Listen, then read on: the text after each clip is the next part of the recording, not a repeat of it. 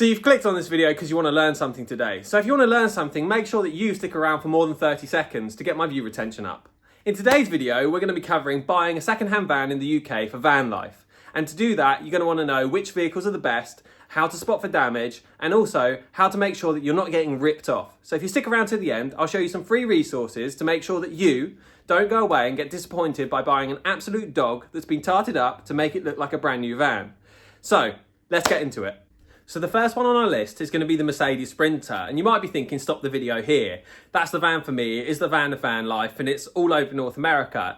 And you're right to think that, it is all over North America. Now, just to give you a bit of background, the reason it's the kind of chosen van for van life is because the Sprinter was the first large panel van that broke into North America, and it featured a diesel engine, or at least some of them did, which made it an incredibly, I would say, popular choice, but to be honest, it was their only choice.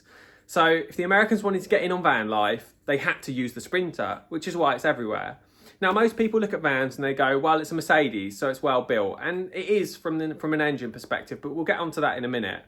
Now, when we look at vans, they're not the same as cars. We might look at a Range Rover and say that's so luxurious compared to an older Citroen or a Peugeot. And that would be true when we're comparing Range Rover to Citroen or Peugeot. Unfortunately, in the light commercial space, that doesn't tend to be the case. So if you're comparing a Mercedes Sprinter to a Ford Transit, yes, there's going to be some differences, but largely they're just built for the commercial market. They are not there to satisfy some kind of luxury need for somebody who's driving around in an exclusive vehicle. So don't get too hung up on the badge when you're looking at your vans. Now let's go through some of the pros for a Mercedes Sprinter. The first one for me would be the engine quality. They've got very strong engines and they are nicely built. The second one would be the drive quality of the van. They do drive very nicely and they're well refined. They're also very quick. Not that that's necessarily a bonus if your house is in the back of it, but it's there if you need it. So that would be the pros for me. However, there are some cons to this vehicle which I think outweigh its pros. Unfortunately, when they built the Sprinter, it wasn't galvanised or anything like that, which means the bodies are prone to rust, seemingly more than a lot of other vans out there. I mean, a lot of the Renaults, Citroens and Peugeots ended up galvanising their bodies, which meant that they didn't suffer with rust. Unfortunately, Mercedes didn't think to do that, which means you've probably been walking down the street sometimes and seen a couple of doors on the back of a van and they're absolutely covered in rust. It looks like they're going to fall off. And I would say 90% of the time, you're going to be looking at a Mercedes Sprinter. They do really suffer with it. And there's one part that particularly suffers with rust and can cause you real issues. So I'm going to tell you about that now before we move on. So if you look at the length of a van, down the bottom edge, it's called a sill. And with the Sprinters, what happens is water gets in further up through some holes in the plastic fascias. It goes down into the sill and then the drain holes get blocked with mud. Over time, the water builds up and those sills rust from the inside out. Now, you might be thinking it's not a big issue. You've seen people do it online, they stick a screwdriver in it and they drain it. Now, that's fine, but the issue with sills is, once they start to rust, you can't stop them. And over the years, you may find up year on year, you end up having to weld those sills up and have to replace them. So it could be a long ongoing cost and a very big inconvenience for you as well, depending on your circumstances, and especially if you're looking to live in the van. But the Mercedes Sprinter isn't all round bad. Like I said, it's a nice vehicle, and if you're going to buy one that's a couple of years old and you can sort all the issues out straight away, then you're not going to have an issue. It's probably quite a good van for you actually. But with the older model Sprinters that are rear-wheel drive, I will say if you've got mobility issues and you're concerned about getting up into a van, then it's not going to be the one for you.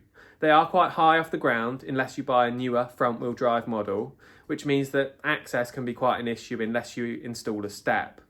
Now, underneath on the rear-wheel drives as well, they've got a prop shaft that goes from the gearbox back to the rear axle. And the issue with that is you lose a lot of underfloor storage space in the Sprinters. But they are an overall good choice. So let's move on to number 2, which is the trusty old Transit. And this van is as old as time itself. I think it was around before donkeys. It's known all over the world. It's recently made a breakthrough in North America as well. And they are pretty good build quality overall. I mean, they do have their issues. The older vehicles like the Mark 7 had some problems with locks and stuff like that. But generally, they are really dependable, trustworthy vehicles. When you move on to the Mark 8, which is what I'm going to talk about in this one, Ford did upgrade some of the locks and the hinges. Unfortunately, like all vans, they remain quite sought after from thieves, and the Transit seemed to be the vehicle of choice. That could be due to security issues, so you might want to check with your insurance company, because when you try and insure a Transit, often they will ask for extra immobilisers and stuff to be added to them because they're so desirable to steal. So you might want to look into that, because it could cost you between £1,000 and £3,000 to fit the type of systems the insurance companies want you to. That's something to bear in mind.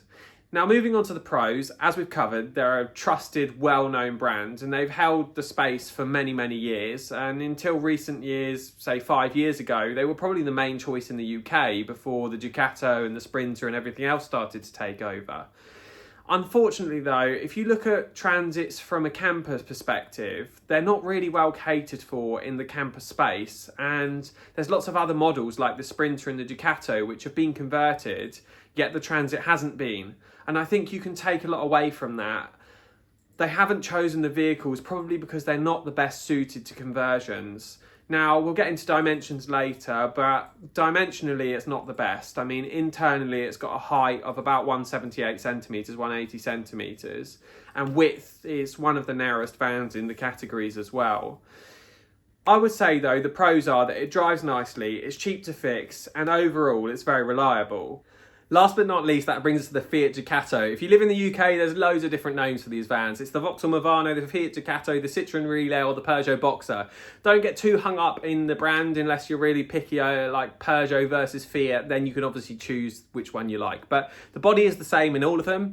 But there are huge benefits to these vans for me. Firstly, they're front-wheel drive, which, as we've discussed before, it eradicates the storage issue underneath the back of the van. There's nothing there, there's no prop shaft, just a handbrake system, which leaves it very open to water tanks and gas tanks. It also means, being front-wheel drive, that the vehicle is actually lower, so it's easier to access and get in and out of. A couple of other benefits that come with these usually is air conditioning, cruise control and heated wing mirrors. Now, if you look at the past two vehicles, you will probably know, if you're looking for one with air conditioning, it can be a little bit hit and miss and it's hard to find in a second-hand vehicle. So if you're looking for those features, then this van is the one for you probably. It does come with some drawbacks. It's not as refined as the other two. It feels a bit more, I would describe it like a boat. It's a little bit wider and it's not as nimble around town. However, if you're travelling in it and sleeping in it, I would hope that that is your primary concern. So the driving it isn't really an issue. I mean, if it comes with cruise control and air conditioning, you can comfortably cruise for hours anyway. And they have an armrest as well, which is quite nice. So they are a really good choice. One other little drawback is the ECUs can be a little bit temperamental. And a way to see if there's any problems with the ECUs on these vans, when you get in, look at the odometer, which is where the mileage flashes up, the temperature gauge and the clock. If any of these items in the van are flashing, then it means that you might have an issue or the van's had a past issue. You want to get the van plugged into before you buy it, just to check what's wrong. If an ABS light is showing up, so it's showing that the braking system is bad, that could also be the ECU and it will not pass an MOT with that issue. So you want to get that sorted before you buy it. One other benefit to these vans is they are super easy to source parts for. It's one of the most used vans across Europe, so getting it serviced, repaired and fixed in Europe, it really isn't an issue. Anyway, that's all the vans covered now, so we can move on. When buying vans, you need to be really careful, especially when you're buying from traders. And I don't say that to be rude about traders, but unfortunately, a trader's job is to make as much money as they can on a van. I personally prefer buying my vans from private individuals, people who have owned them to run a business or something like that, because I know that that van has been with somebody for 3 or 4 years, that the same person has driven it, and I can see the service history. When I go to traders, I generally find they try to hide things as much as possible. If there's bodywork, they might have done it poorly. And if you've not had any experience in looking at bodywork, you might think it looks like a nice shiny white van and not know that in 2 or 3 years' time, all that paint's going to come peeling off the side of the van. So it is something that you need to be aware of. Now, I'm going to show you in a clip here the parts of the vans that you can look at to try and spot if bodywork has been done, because it's often done very poorly just to try and hide the damage. I'd recommend looking around where the panels join, the wheel arches, around the door shuts and on the sills that we covered earlier. If any of those look like they've been painted, then the chances are they have been. The good thing about vans is people generally don't spend too much time trying to rectify the issues, unlike cars, so they're just trying to make it look as white as possible so that it takes your eye away from the damage. Let's look at mileage clocking now. So the easiest resource I can guide you to on this is the government's website, where we can look at MOT history checks. So if we go over to the computer here and enter in the registration, I found a registration here, and let's type that into the computer. So put that in and we'll press enter, and that will show us the MOT history of the van. Now, if we scroll down and open this tab, we'll be able to see where the van's been MOT'd. Well, it will give us a test number, but not actually show us where it's been MOT'd. But the main thing I'm looking at here is the mileage history.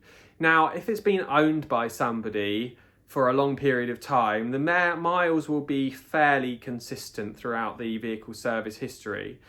If you see a huge reduction, for example, between the year before you buy it and when you're buying it now, and suddenly it's only done 200 miles or 50 miles, that might be a warning that something's up. They may have wound the clock back as close to the previous MOT as possible, and that's important to know because it could have racked up 30 or 40,000 miles in that year, or even more. So it is important to look at these little details. The other thing you might notice is on some vehicles, and you do see this unfortunately, if you go far enough back in their history, they will have gone down from 150,000 miles to 30,000 miles at some point in their life. And I just need to tell you, this isn't an illegal practice. It's perfectly legal. The trader is just obliged to tell you if it's happened, but that is really largely down to their discretion. I mean, it's not legally, but who's to say that they're going to be caught? So, and it's quite a long process as well. If trading standards don't get involved, then they can go on doing this for years and years and years. So do make sure that you check those things. You can also use HPI checkers, and I'll include a few of those in the description below, and that will give you an idea as to whether or not the vehicle has been written off. Now again, do not take these as gospel. You might pay £6 for a check, but like I said earlier, traders buy these from auctions. So what happens a lot of the time is a vehicle will be involved in an accident, and it might belong to a company like Enterprise. Now Enterprise may insure themselves because they're a large enough company to do so, which means when that vehicle becomes damaged, they don't need to structurally write it off. They will just simply send it to auction because they don't want it anymore and they don't want to pay for the repair, which might mean that somebody gets hold of that and does a bad job repairing it, and then they sell it out into the marketplace, which means you could be buying a van which is faulty and is potentially dangerous. So a few things when you're looking at vans: look at the sides of the vans from each corner. If you look down the side of the van and there's anything that's out of line, obviously if you think about when a van is manufactured, it's nice and symmetrical and straight and true. If you look down the side of it and it looks like it kinks out, or the gutter line is slightly out of alignment on the rear panel than the one in front of it, there's many ways you can spot this, but again, if you haven't worked with bodywork before, it might be quite difficult to do. Another thing to do when you buy vans is get inside them and make sure you test everything: windows, air conditioning, radio, heaters. A lot of the time what will happen is people get really excited, they hop into a van and start driving. They go off for their test drive, but then they actually press nothing. And by the time they finish their